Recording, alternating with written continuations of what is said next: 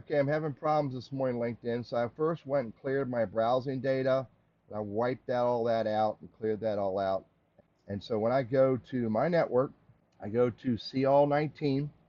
I go to send this guy a message because I don't know who he is. He didn't say why he wants to connect. I want to send him a message. I type in my message and I hit send and I can't send it.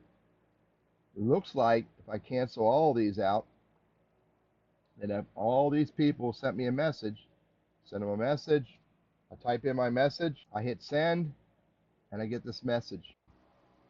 Let me test this on Firefox as well, which, by the way, I just upgraded Firefox to the latest version.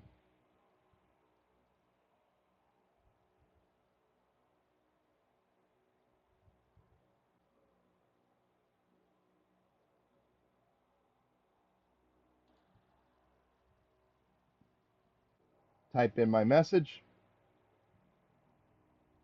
same error message on Firefox, so it's not browser specific.